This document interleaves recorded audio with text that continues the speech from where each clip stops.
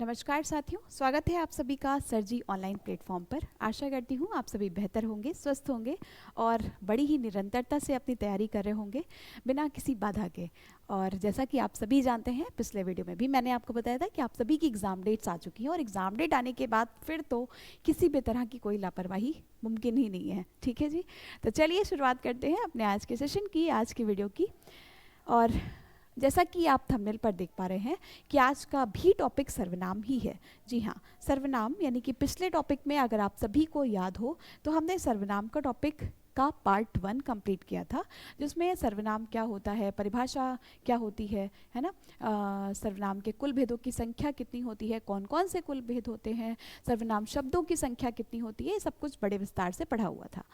आज की वीडियो में हम उसी के आगे यानी कि बचे हुए भेदों की चर्चा करेंगे। पिछले वीडियो में हमने सिर्फ और सिर्फ पहले भेद को किया था कंप्लीट, यानी कि पुरुषवाचक सर्वनाम को। आज की क्लास में, आज के वीडियो में हम आगे के भेदों को एक एक करके समझेंगे और आगे बढ़ेंगे।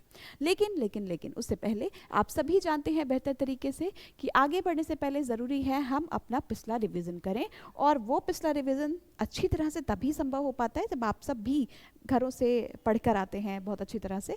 ठीक है, तो चलिए देखते हैं कि आज क्या कुछ पढ़ के आए हैं, आप आए भी हैं या नहीं। ठीक है, तो बिना रिवीजन के आगे बढ़ना तो संभव ही नहीं है, यानी कि सबसे पहली स्लाइड हमारी रिवीजन की ही स्लाइड होती है। ठीक है, और रिवीजन में अब कुछ सवाल मैं आपसे पूछना चाहूँगी, वही सवाल जो कि आपने पिछले वीडियो में, पिछली क्लास में पढ़े हुए थे। ठीक है, मेरा मानना ऐसा है ना कि आप भले ही 10 बुक के कंटेंट को ना पढ़ें, एक बुक के कंटेंट को 10 बार पढ़ें, और बस ये मान के चलिए यही ऐसी रणनीति होती है या यही ऐसी स्ट्रैटेजी होती है जो आपको बाकियों से अलग करती है, भीड़ से अलग करती है। वरना आप भी जानते हैं कि कहाँ 30,000, 32,000, 35,000 वैकेंसी और फॉर्म लाखों में। ठीक है, तो लाखों से हज़ारों की भीड़ में आने के लिए कुछ तो अलग करना ही पड़ेगा, और वो अलग होगी आपकी स्ट्रैटेजी, आपके पढ़ने का तरीका, आपकी निरंतरता, आपकी एकाग्रता, आपका प्लान, कि आप किस तरह से प्लान बनाते हैं। बाकी पढ़ने की बात मत करिए, है ना, पढ़ तो सभी रहे हैं, लेकिन सबकी स्ट्रैटेजी, सबका प्लान, सबका तरीका नहीं है एक जैसा, और आपको बस उसी तरीके पर काम करना है जिससे कि आप भीड़ से अलग हो सके और सिलेक्शन ले सके। ठीक है जी, बिल्कुल, हर दिन आपके सिलेक्शन की कामना करती हूँ जिससे कि आप बेहतर परिणाम पा सके।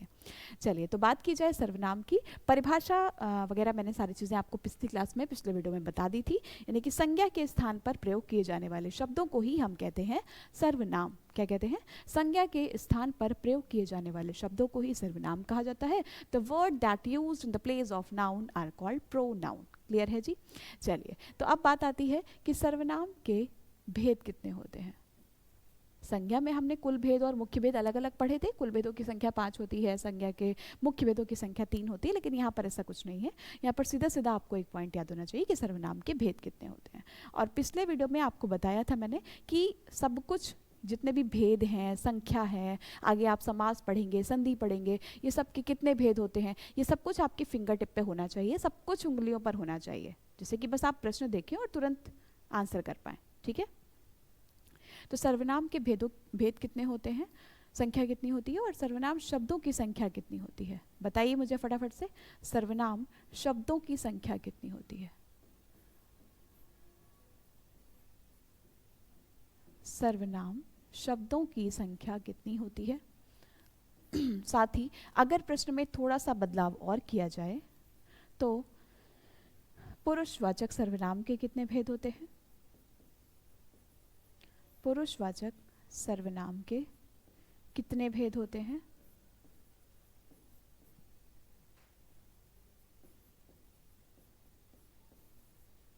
ठीक है, बताइए मुझे फटाफट से। नेक्स्ट, सर्वनाम के भेदों की बात करें तो कुल 6 भेद होते हैं, जिसमें पुरुषवाचक, निश्चयवाचक, अनिश्चयवाचक, प्रश्नवाचक, निजवाचक और संबंधवाचक सर्वनाम। नाम यहाँ पर मैं अलग अलग नहीं लिख रही हूँ क्योंकि पिछले क्लास में मैंने आपको सब कुछ डिटेल में बताया हुआ है। ठीक है, दूसरा है सर्वनाम शब्दों की संख्या। तो सर्वनाम शब्दों की संख्या होती है कुल 11। ठीक है, कौन कौन से होते हैं एक बार लिख के प्रैक्टिस करा दी जाए, कि रिविजन करा दिया जाए, बताइए भाई। तो कुल 11 सर्वनाम शब्दों की बात की जाए, मैं, तू, आप, यह, वह, जो, सो, कोई, कुछ, कौन और क्या। कौन और क्या, ये कुल 11 सर्वनाम शब्द होते हैं। ठीक है, जबकि पुरुषवाचक सर्वनाम के भेदों की बात करें तो 3 हो जाते हैं। कौन कौन से 3 होते हैं? जिसमें कि पहला, दूसरा, तीसरा। पहला हमारा हो जाता है उत्तम पुरुषवाचक सर्वनाम, जिसको हमने विस्तार से पिछली क्लास में किया है कंप्लीट। ठीक है, उत्तम पुरुषवाचक सर्वनाम। और मैं, जैसा कि मैंने आपको बताया भी है कई बार, कि ये मानकर, है ना, इस क्लास में, इस वीडियो में, इस प्लेटफॉर्म पर खड़ी हूँ कि यहाँ पर वो भी बच्चे उपस्थित हैं जिनका यूपी पुलिस कांस्टेबल में पहला अटेम्प्ट है, जो पहली बार बैठ रहे हैं, या फिर वो यहाँ पर वो भी बच्चे उपस्थित हैं जो जिनका शायद लास्ट अटेम्प्ट हो, या जो और भी बार एग्जाम दे पाएंगे आगे। तो कोशिश मेरी बस यही है कि आपको 0 से टॉप लेवल तक लेकर जाना है। तो वो बच्चे जो बीच में ये कहते हो अरे मैम ये तो बड़ा आसान है, या फिर कुछ कहते हो कि ये मैम बड़ा कठिन है, तो यकीन मानिए कि लेवल यूपी पुलिस कांस्टेबल का ही है ना। बस मैं आप सभी को ध्यान में रखकर कंप्लीट सिलेबस को कंप्लीट करा रही हूँ। ठीक है, उत्तम पुरुषवाचक सर्वनाम। दूसरा भेद हो जाता है मध्यम पुरुषवाचक सर्वनाम। मध्यम पुरुषवाचक सर्वनाम।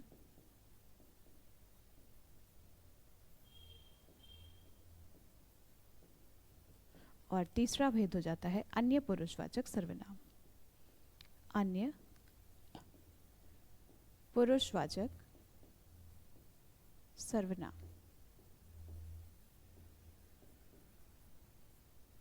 क्लियर है?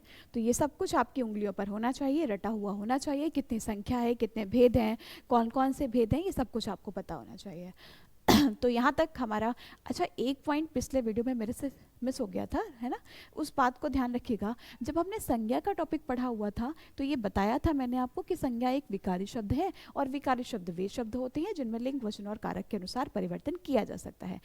एक पॉइंट को यहाँ भी ध्यान रखिएगा कि जिस प्रकार संज्ञा एक सर्वनाम शब्द है, संज्ञा एक विकारी शब्द है, उसी प्रकार सर्वनाम भी एक तरह से विकारी शब्द है ना, विकारी शब्द है। यानी कि सर्वनाम शब्दों में भी लिंग, वचन और कारक के अनुसार परिवर्तन किया जा सकता है। लिंग, वचन और कारक के अनुसार, लिंग, वचन और कारक के अनुसार परिवर्तन किया जा सकता है। तो जैसे आपने समझ लिया था कि संज्ञा एक तरह का विकारी शब्द है, उसी प्रकार सर्वनाम भी एक तरह का विकारी शब्द है। क्लियर?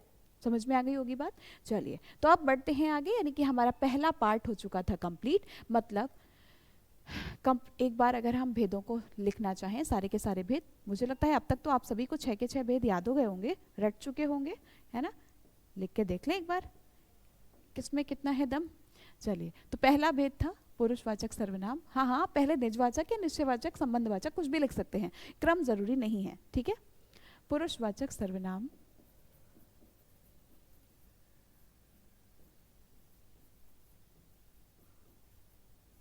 दूसरा हो जाता है निश्चयवाचक सर्वनाम। निश्चयवाचक सर्वनाम। इतनी बार मैं बोलकर आपको चीज़ें रिवाइज करा दूंगी, है ना। ज़रूरी है, हो सकता है कि कुछ टीचर्स ऐसे हों, या आपने कई वीडियोज ऐसे देखे हो कि 2 मिनट में संज्ञा खत्म, 2 मिनट में सर्वनाम खत्म। तो उम्मीद आप सभी से इतनी सी ये है कि कोशिश करिए ये 2 मिनट वाले वीडियोस ना देखें तो बेहतर है। ये आपकी आधारशिला को कमज़ोर कर देते हैं, और आधार मजबूत बना लीजिए। यकीन मानिए हर उस एग्ज़ाम के लिए आप बेहतर कर पाएंगे जिसमें जिस एग्ज़ाम को आप क्रैक करना चाहते हैं। ठीक है, निश्चयवाचक सर्वनाम, अनिश्चयवाचक सर्वनाम, अनिश्चयवाचक सर्वनाम,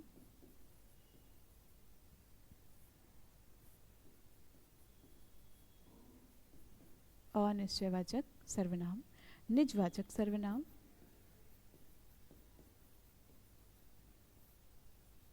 निजवाचक सर्वनाम, प्रश्नवाचक सर्वनाम,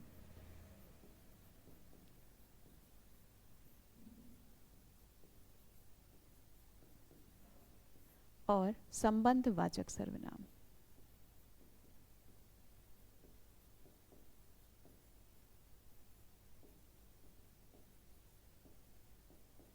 संबंधवाचक सर्वनाम।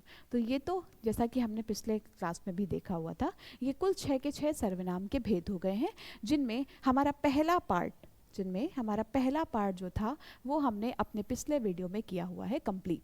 ठीक है, अब बाकी के बचे हुए भेदों की चर्चा हम करेंगे एक एक करके, जिसमें कि दूसरा भेद हमारा हो जाता है निश्चयवाचक सर्वनाम। तो अगर आप अपने बाद में नोट्स बनाएंगे, क्लास में तो वैसे नोट्स ना ही बनाया करिए, सिर्फ और सिर्फ दिमाग में लिखा करिए, नोट्स बनाया करिए। तो हमारा अगला जो भेद हो जाता है दूसरा, निश्चयवाचक सर्वनाम।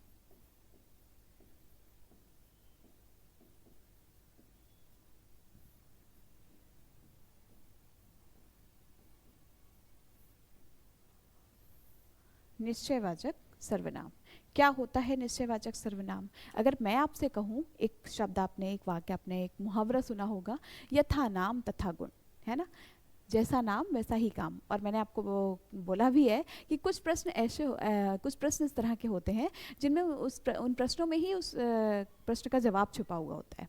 अब निश्चयवाचक सर्वनाम, यहाँ पर आपको एक शब्द दिखाई दे रहा होगा, निश्चय, है ना, निश्चय, निश्चित, निश्चितता, जिसको हम कह सकते हैं कन्फर्मेशन, है ना, जिसको हम क्या कह सकते हैं कि भैया कन्फर्म है, निश्चित बताओ आना भी है तुम्हें या नहीं आना है ना, जिसको हम कहते हैं कन्फर्मेशन दे दो।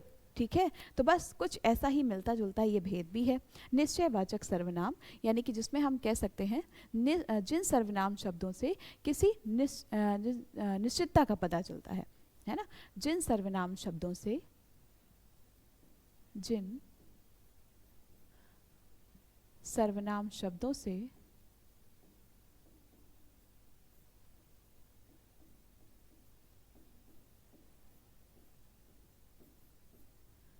जिन सर्वनाम शब्दों से निश्चितता का बोध होता है, निश्चितता का बोध होता है, बोध होता है या निश्चितता का पता चलता है ना, वे शब्द निश्चयवाचक सर्वनाम कहलाते हैं। निश्चयवाचक सर्वनाम कहलाते हैं।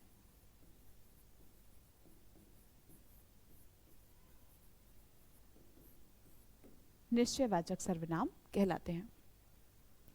निश्चयवाचक सर्वनाम कहलाते हैं मतलब कौन कौन से वो शब्द होते हैं? सामान्यतः बात की जाए तो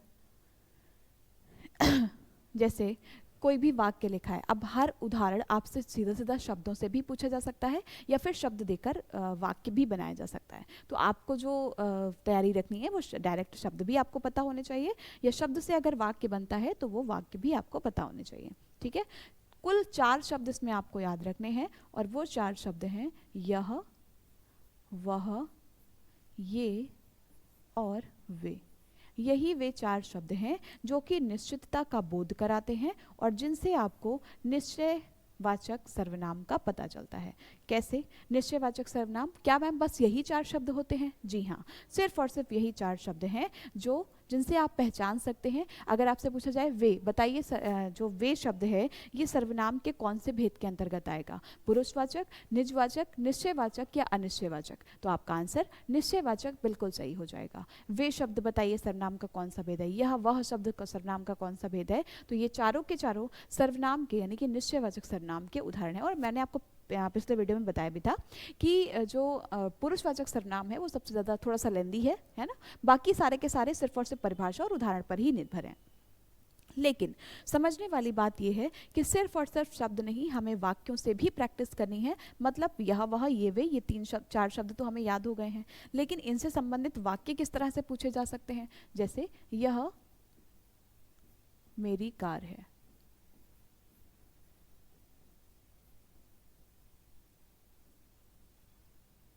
वह घर जा रहा है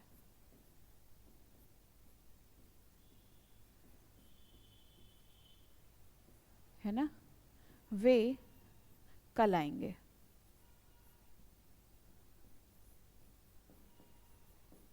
वे कल आएंगे। तो कहने का मतलब सीधा सीधा या तो आपको शब्द रेखांकित कर दिया जाएगा या फिर पूछा जाएगा कि बताइए दिए गए वाक्य में सर्वनाम का कौन सा उदाहरण है या कौन सा भेद है। ठीक है, तो आप यह वह ये और वे, ये चार शब्द आपको किसी भी वाक्य में देखने को मिल जाए या फिर वाक्य ना बनाया जाए, डायरेक्ट आपसे शब्द पूछे जाएं, इन सभी में निश्चयवाचक सर्वनाम ही होता है। इतनी बात में कोई डाउट, परेशानी, समस्या तो नहीं होगी? बताइए मुझे फटाफट जल्दी से। और आप सभी के कमेंट्स, आप सभी के लाइक्स ही बताते हैं कि क्लास आपको कितनी अच्छी तरीके से समझ में आ रही है, पॉइंट्स क्लियर हो रहे हैं या नहीं। यकीन मानिए आप सबसे ज़्यादा कम समय अगर चारों में से किसी भी विषय में लगता है तो वो हिंदी में है। और इसीलिए मैं कोशिश करी हूँ कि आप इतनी ज़्यादा प्रैक्टिस कर लो कि यहाँ से जितना भी समय बचे वो आप अपने मैथ्स और रीजनिंग में टाइम दे सको उतना।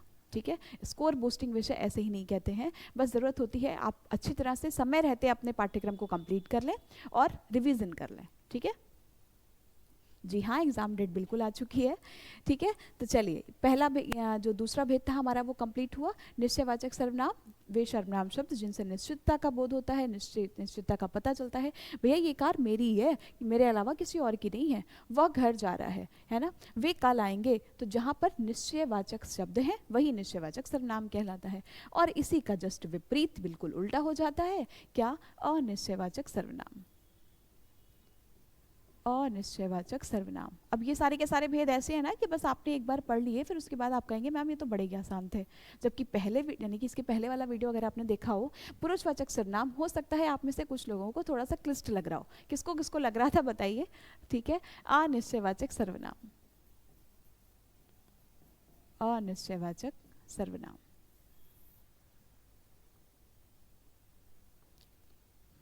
बताइए जल्दी से। परफेक्ट, ठीक है। चलिए, वे सर्वनाम शब्द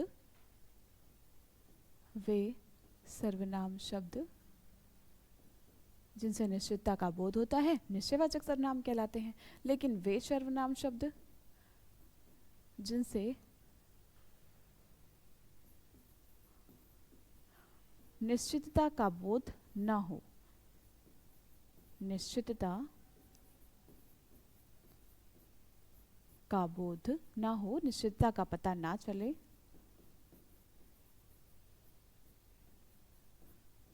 निश्चितता का बोध ना हो, अनिश्चयवाचक सर्वनाम कहलाते हैं। वे शब्द अनिश्चयवाचक सर्वनाम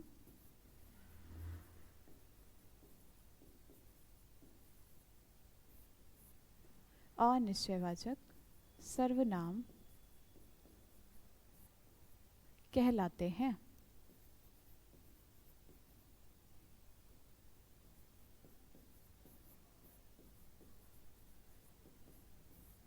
ठीक है जी, क्लियर। अब जिस प्रकार आपने मैम अभी बताया कि निश्चयवाचक में हमें सिर्फ और सिर्फ 4 शब्दों को याद रखना है, यह वह ये और वे, क्या ऐसा ही कुछ इसमें भी है? जी हाँ, बिल्कुल है। तो इसमें सिर्फ और सिर्फ 4 नहीं बल्कि 4 के आधे 2, यानी कि सिर्फ और सिर्फ 2 शब्द आपको इसमें याद रखने हैं। एक तो हो जाता है कोई और दूसरा हो जाता है कुछ। ठीक है, सिर्फ और सिर्फ 2 शब्द आपको याद रखने हैं जो कि बताते हैं अनिश्चयवाचक सर्वनाम के बारे में। क्लियर? डाउट, प्रॉब्लम, समस्या? चलिए, अब सिर्फ और सिर्फ क्या 2 ही शब्द होंगे? जी हाँ, इसके अलावा कोई और दूसरा शब्द नहीं। सॉरी, जैसे कि लिखा हुआ होता है पहला वाक्य, बाहर कोई खड़ा है।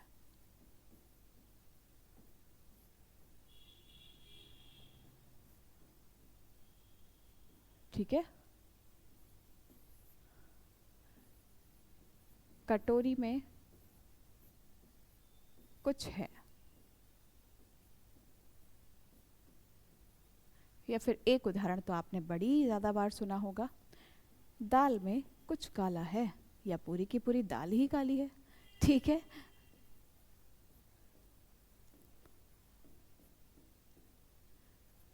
तो समझाने का उद्देश्य सिर्फ इतना सा है कि ये उदाहरण यानी कि ये 2 शब्द अगर आपको कहीं पर भी देखने को मिल रहे हैं तो दिया गया शब्द, दिया गया वाक्य अनिश्चयवाचक सर्वनाम का उदाहरण है। और कोई और कुछ, ये 2 ऐसे शब्द हैं जो कि अनिश्चितता के लिए प्रयोग किए जाते हैं। क्लियर? बहुत आराम से एक एक पॉइंट समझाते हुए चल रही हूँ, ताकि आपको दोबारा इस टॉपिक को पढ़ने की ज़रूरत ना पड़े, सिर्फ और सिर्फ एक बार आप रिवाइज करें और सारे पॉइंट्स क्लियर हो जाएं।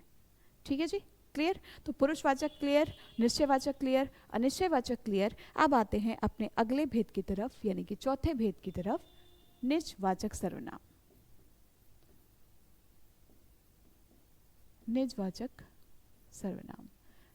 अब फिर से वही, यथा नाम तथा गुण, जैसा नाम है वैसा ही काम भी है। निज का निज शब्द यहाँ पर हमें एक देखने को मिल रहा है, और निज कहते हैं ना, ये हमारा निजी मामला है, इसमें आप हस्तक्षेप ना करें तो ही अच्छा है। ठीक है, ये हमारा निजी मकान है, ठीक है, ये हमारी निजी गाड़ी है, यानी कि जिसको आप अंग्रेजी में पर्सनल कहते हैं। तो वो सब कुछ जो आपका पर्सनल होता है वही निजवाचक सर्वनाम होता है। ठीक है, परिभाषा भी पूछी जा सकती है, जी हाँ।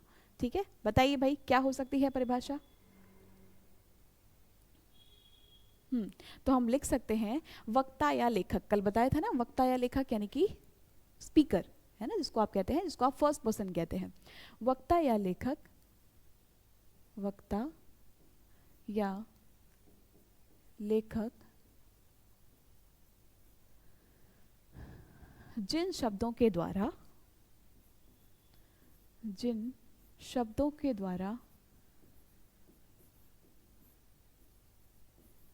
जिन शब्दों के द्वारा अपनी बात करते हैं, अपनी बात करते हैं,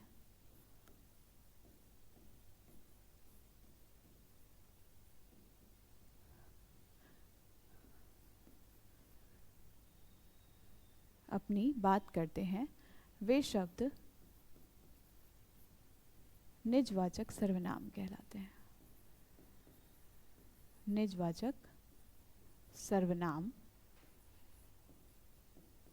कहलाते हैं, कहलाते हैं। ठीक है,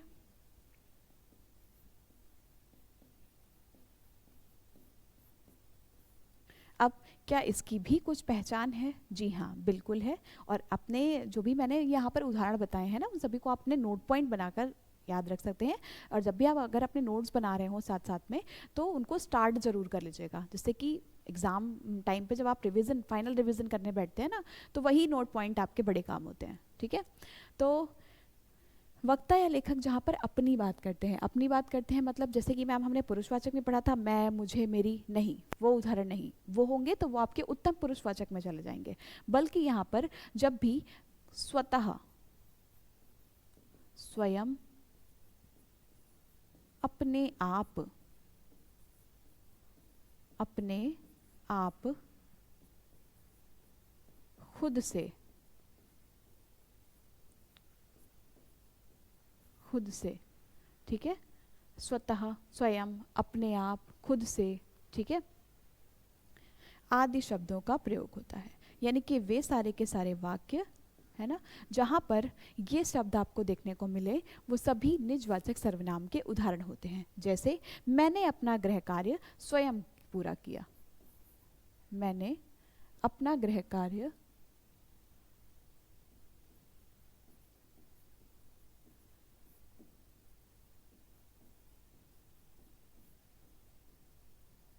गृह कार्य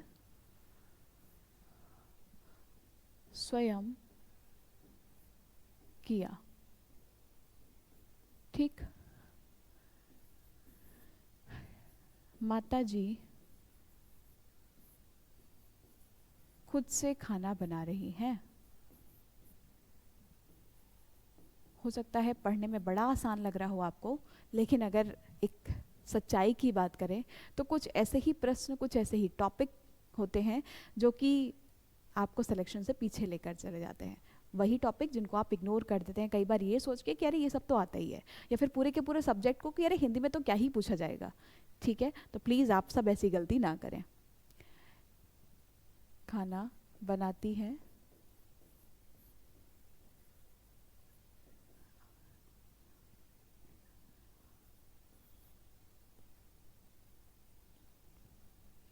बच्चे अपने आप खेलते हैं।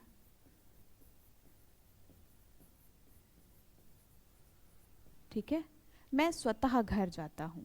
यानी कि ऐसे वाक्य जिनमें आपको ये सभी शब्द स्वयं, स्वतः, खुद से, अपने आप, ये सारे के सारे शब्द अगर देखने को मिल जाएंगे तो वही शब्द क्या कहलाते हैं, आपके निजवाचक सर्वनाम के उदाहरण होते हैं। अब हो सकता है कुछ बच्चों के मन में एक सवाल आया हो या फिर ना भी आया हो। अगर आया है तो बहुत ज़रूरी है, आना भी चाहिए, कि मैम ये जो पहला वाक्य आपने लिखा है यहाँ पर, इसमें तो हमें दो सर्वनाम शब्द दिखाई दे रहे हैं, मतलब मैंने, ये भी तो एक सर्वनाम शब्द है। और अगर हमसे ये पूछा जाए कि बताइए दिए गए वाक्य में पुरुषवाचक सर्वनाम शब्द कौन सा है, तो उत्तम पुरुषवाचक सर्वनाम शब्द हमें सामने ही दिख रहा है। लेकिन मैंने आपसे अभी बताया कि अगर कभी ऐसा हो जाए कि एक ही वाक्य में एक से ज़्यादा सर्वनाम शब्द हो, तो एग्जामिनर आपके साथ धोखा बिल्कुल नहीं करेगा। या तो वो जो भी शब्द आपसे पूछना चाह रहा होगा उसको अच्छी तरह से रेखांकित कर दिया जाएगा, या फिर प्रश्न में सब कुछ लिख दिया जाएगा कि दिए गए वाक्य में निजवाचक सर्वनाम शब्द कौन सा है, तो फिर निजवाचक तो एक ही है, दिए गए शब्द में पुरुषवाचक सर्वनाम शब्द कौन सा है। ठीक, क्लियर है? तो इसमें आपको बिल्कुल परेशान नहीं होना है कि हमें बताया जाएगा या नहीं। ऐसा अगर हो गया तो आपको या तो रेखांकित कर दिया जाएगा उस शब्द को, या फिर आपसे प्रॉपर लिख कर दिया जाएगा। समझ में आ गई बात? कोई डाउट, प्रॉब्लम, समस्या? तो पुरुषवाचक हो गया, निश्चयवाचक हो गया, यह वह ये वे, इन 4 शब्दों से आप निश्चयवाचक सर्वनाम को अच्छी तरीके से पहचान पाएंगे। अनिश्चयवाचक हो गया जिसमें सिर्फ और सिर्फ 2 शब्द आपको याद रखने हैं, कोई और कुछ। ठीक है, और उसके बाद निजवाचक सर्वनाम हो गया जिसमें स्वतः, अपने आप, स्वयं, खुद से, ये सारे शब्द आपके निजवाचक सर्वनाम के उदाहरण हो जाएंगे। अगले और 5वें भेद की तरफ बढ़ते हैं जिसका नाम हो जाता है प्रश्नवाचक सर्वनाम।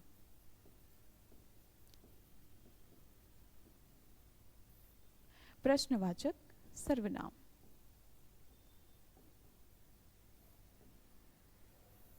ठीक है, तो ये तो बड़ा ही आसान है भैया।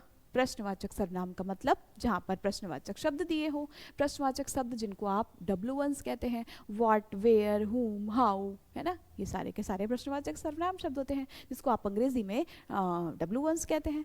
ठीक है, इसमें कोई डाउट किसी को? बताइए बताइए।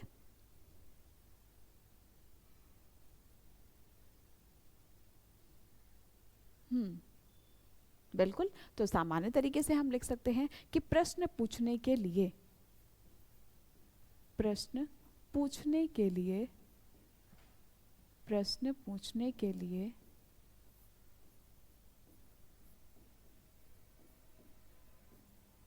प्रश्न पूछने के लिए जिन प्रश्नवाचक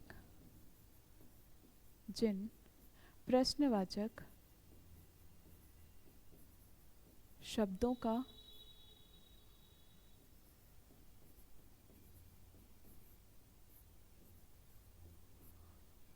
प्रयोग किया जाता है, प्रयोग किया जाता है,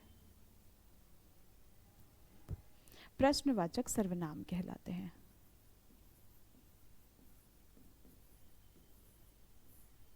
प्रश्नवाचक सर्वनाम कहते हैं।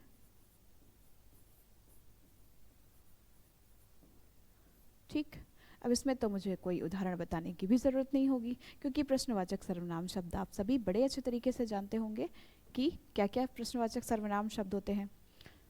क्या, है ना, कहाँ, कौन, कब, कैसे,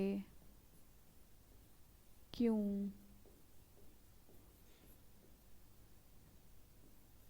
क्यों, ये सारे के सारे सर्वनाम शब्द होते हैं। और ये प्रश्नवाचक सर्वनाम शब्द अगर आपको कहीं पर भी देखने को मिल रहे हैं, इसका मतलब दिया गया वाक्य या दिया गया शब्द प्रश्नवाचक सर्वनाम के अंतर्गत आएगा। उदाहरण के तौर पर अगर वाक्य पूछा जाएगा, तुम कहाँ रहते हो, तुम कहाँ रहते हो,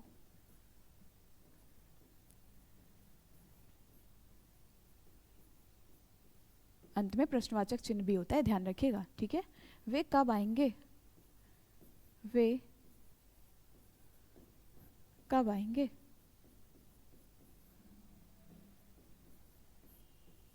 ठीक है, उनको क्यों बुलाओगे।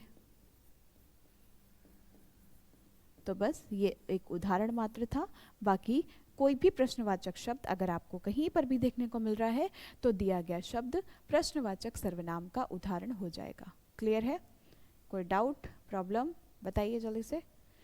तो बस यहाँ तक हमारे सारे के सारे भेद हुए हैं कंप्लीट, और अंतिम भेद बचा हुआ है जिसका नाम है संबंधवाचक सर्वनाम। ठीक है जी। नेक्स्ट बात आती है, अब तक एक बार पहले रिवाइज कर लेते हैं कि हमने क्या कुछ पढ़ा है। ये हमारा रहा पिछला रिवीजन। 6 के 6 कुल भेद कौन कौन से होते हैं? पुरुषवाचक, निश्चयवाचक, अनिश्चयवाचक, निजवाचक, प्रश्नवाचक और संबंधवाचक, जिसमें ये 5 के 5 हो चुके हैं कंप्लीट। अंतिम भेद की चर्चा करेंगे संबंधवाचक सर्वनाम की। ठीक है, जिसमें कि निश्चयवाचक क्या होता है, उदाहरण क्या होते हैं, वाक्य किस तरह से पूछा जा सकता है, और निश्चयवाचक सर्वनाम क्या होता है, उदाहरण क्या है, वाक्य किस तरह से पूछे जा सकते हैं, निजवाचक क्या है, निजवाचक के उदाहरण किस तरह से हैं, प्रश्नवाचक क्या है, प्रश्नवाचक किस तरह से पूछा जा सकता है, और नेक्स्ट अंतिम और छठा भेद हो जाता है हमारा संबंधवाचक सर्वनाम।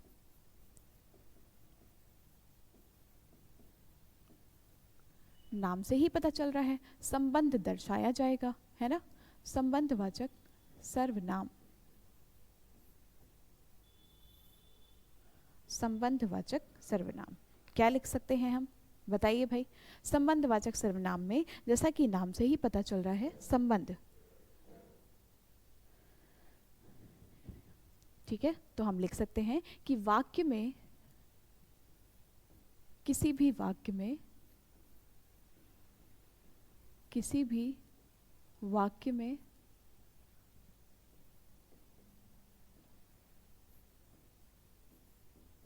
किसी भी वाक्य में संज्ञा या सर्वनाम के साथ, संज्ञा या सर्वनाम के साथ, सर्वनाम के साथ संबंध स्थापित करने के लिए, संबंध स्थापित करने के लिए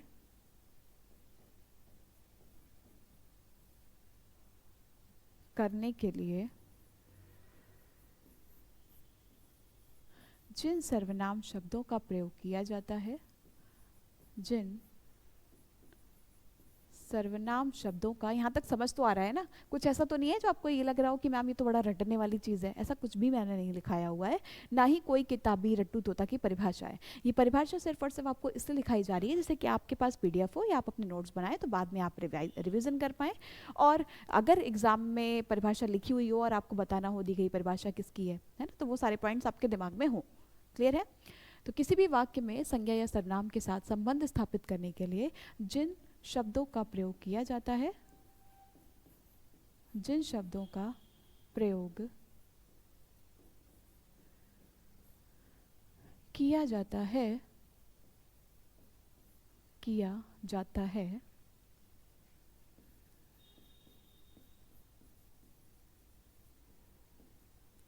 संबंधवाचक सर्वनाम कहलाते हैं।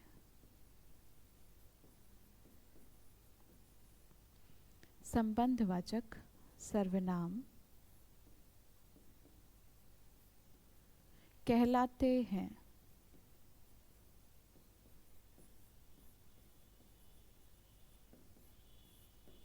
क्लियर?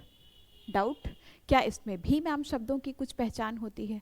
जी हाँ, जब भाई सारे के सारे परिवार वाले हैं ना ये तो 6 के 6, और जब सभी में पहचान है तो भला ये कैसे पीछे रह सकता है ऐसा भेद। तो जो भी, जैसे कि आपको शब्द देखने को मिलता है, जो सो, जैसा वैसा, जैसा वैसा, जैसी वैसी, जैसा वैसा, जैसी वैसी, जैसी वैसी, जिसकी उसकी, जिसकी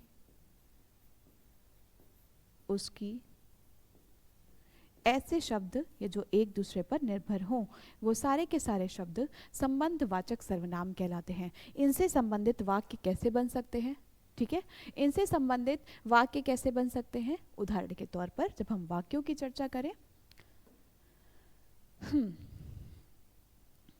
जहां पर भी आपको वाक्य देखने को मिले, जो करेगा सो भरेगा, ठीक है। जिसकी लाठी उसकी भैंस, जिसकी लाठी उसकी भैंस,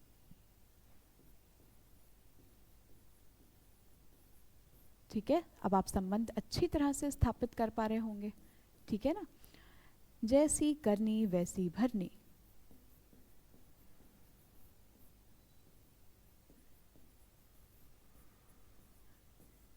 जैसी करनी वैसी भरनी।